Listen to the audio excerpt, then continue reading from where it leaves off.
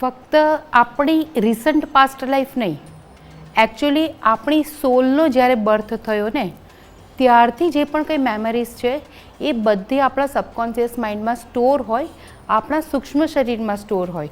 ઘણી વખત તમને તમારી લાઈફમાં એવું થતું હોય ને કે કોઈક વ્યક્તિ એમ જ તમને ઘણી સારી લાગે, તો કોઈક વ્યક્તિ વિધાઉટ એની રીઝન નથી ગમતી.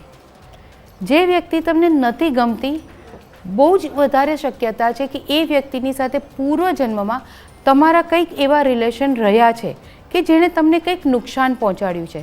તો જ્યારે એ વ્યક્તિ તમારી સામે આવે છે ને તો તમારું સબકોન્શિયસ માઇન્ડ તમને એલર્ટ કરે કે આ વ્યક્તિથી દૂર રહેજે. તમારા હાર્ટબીટ વધી જાય છે, અમુક લોકોના કાન ગરમ થઈ જતા હોય છે, અમુકના હાથ ધ્રુજે છે. તો આ ટ્રોમા ફક્ત સબકોન્શિયસ માઇન્ડમાં નથી. સબકોન્શિયસ માઇન્ડ એ ટ્રોમા તમને જે થઈ શકે છે એને એલર્ટ કરવા માટે તમારી બોડીને એ એલાર્મ આપતું હોય છે.